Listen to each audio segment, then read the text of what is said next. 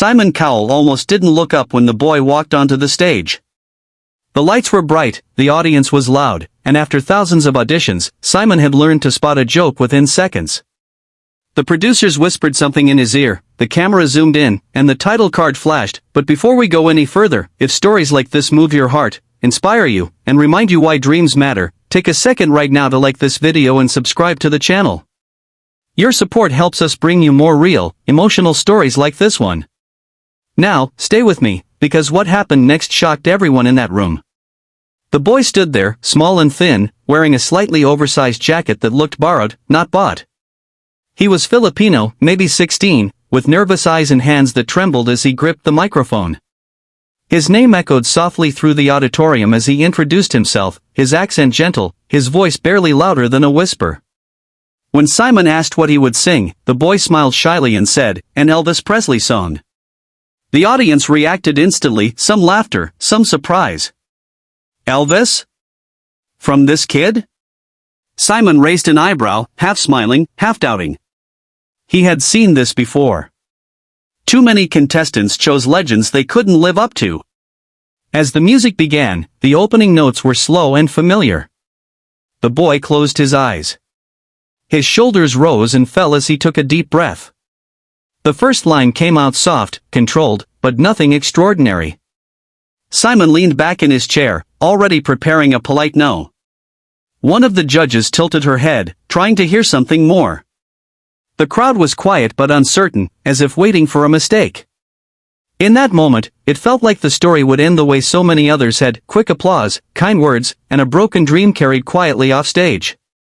But then the boy reached the chorus. Something changed. His voice suddenly deepened, rich and powerful, carrying the unmistakable tone of Elvis, but with a raw emotion that felt personal, painful, real. The sound filled the theater, not just loud, but alive. You could feel it in your chest. Simon's smile faded. He leaned forward, eyes wide. The audience gasped.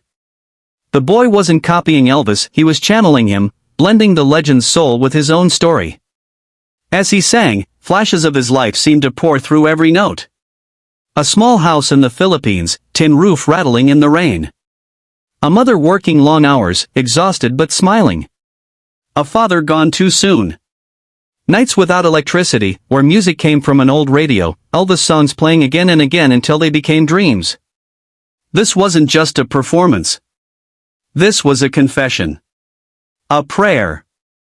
A fight against poverty, doubt, and the fear of never being seen. Halfway through the song, the audience was already on its feet. Tears streamed down faces. One judge covered her mouth, overwhelmed. Simon didn't blink. He looked stunned, almost shaken, as if the boy had cracked something deep inside him. This was the note, the one nobody expected, the one that turned a joke into a moment history would remember. When the final note rang out, the boy held it, steady, strong, fearless. Then silence. A single second where the world stopped. And then the explosion. The crowd erupted, screaming, clapping, chanting.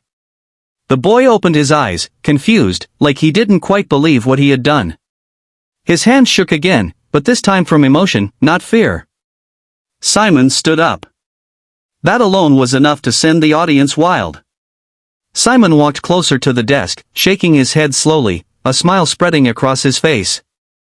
He admitted what everyone already knew: he hadn't expected this. He thought it might be funny, maybe even embarrassing. Instead, he said, it was unforgettable. He told the boy that moments like this were why the show existed. Not for perfection, but for truth. For heart. For voices that come from struggle and turn pain into beauty. The boy cried openly now. He talked about singing in small contests back home, about people telling him Elvis was too big for him, about believing music was the only way out for his family. He said he didn't come to win, he came to be heard. And he was heard. Every judge said yes. The golden lights felt brighter than ever as the boy walked off stage, still in shock, still holding onto the microphone like it might disappear if he let go. Backstage, he collapsed into tears, calling his mother, barely able to speak through sobs of joy. That night didn't just change his future. It reminded millions of people watching that talent has no address, no size, no accent. That sometimes the biggest voices come from the quietest beginnings. Simon didn't just witness a great performance, he witnessed a dream stepping into the light. And if this story moved you even a little, if it reminded you to believe again, don't forget to like this video and subscribe to the channel. Because somewhere out there, another voice is waiting to be heard, and the next story might inspire you even more.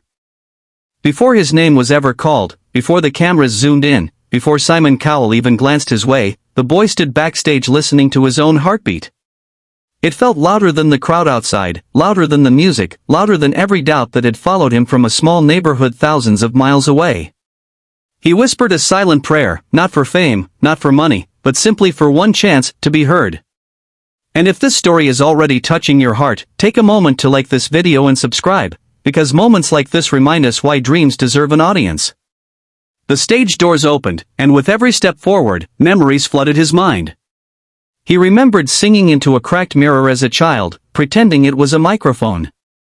He remembered neighbors laughing kindly, some encouraging him, others quietly doubting.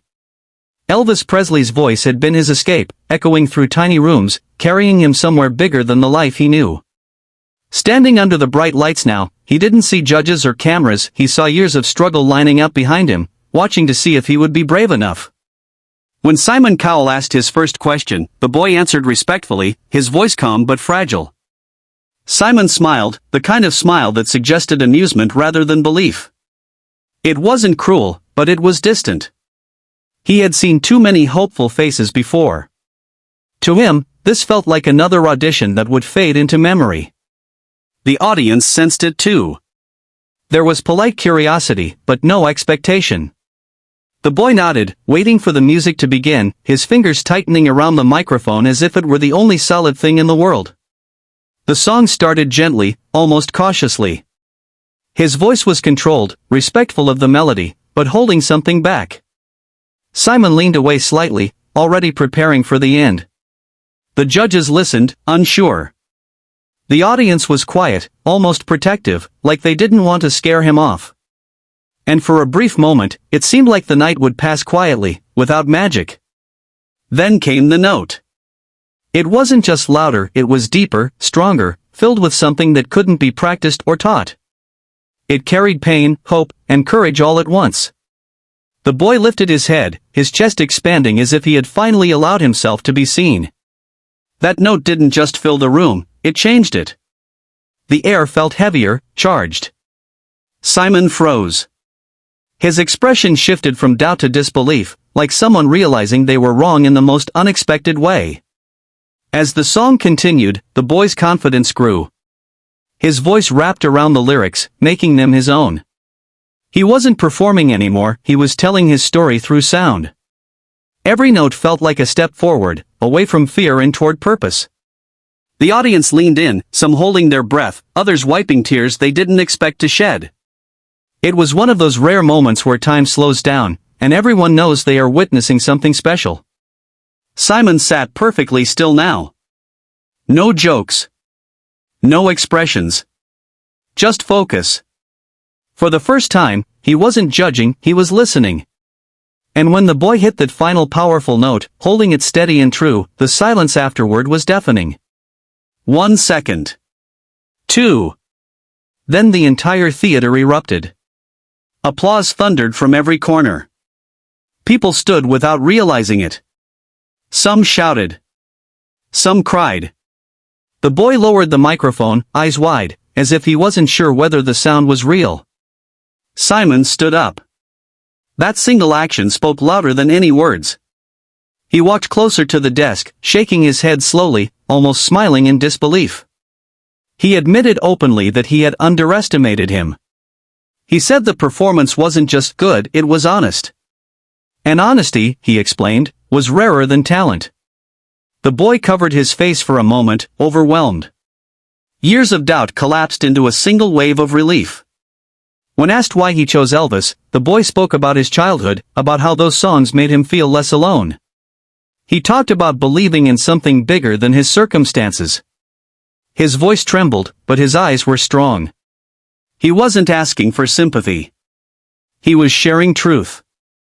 And that truth resonated with millions watching from home. All the judges said yes, but by then, it hardly mattered. The real victory had already happened. The boy walked off stage, greeted by hugs and tears backstage. He called his mother, his voice breaking as he told her he made it through. She cried on the other end, her joy louder than the crowd had been. In that moment, the dream stopped being his alone, it became theirs. But the story didn't end there. In the days that followed, clips of his performance spread across the world. People who had never heard his name before shared his video, commenting on how it gave them chills, how it reminded them not to give up. Messages poured in from people who saw themselves in him, young dreamers, struggling parents, anyone who had ever felt overlooked. His voice had become a bridge between lives. Simon later admitted in an interview that moments like this were why he still did the show. Not for ratings, not for fame, but for the surprise of being moved when he least expected it. A boy he thought might be a joke had reminded him of the power of belief. And belief, once awakened, is unstoppable. So if you're watching this right now, wondering whether your own dream matters, let this story answer you. It does. Whether you sing, create, work, or simply hope, your voice matters. And sometimes, all it takes is one moment, one note, one chance. If this story inspired you, don't forget to like this video and subscribe to the channel. Your support helps us continue sharing stories that lift, heal, and remind us that greatness often comes from the most unexpected places. Stay with us, because the next story might be the one that changes everything for you too.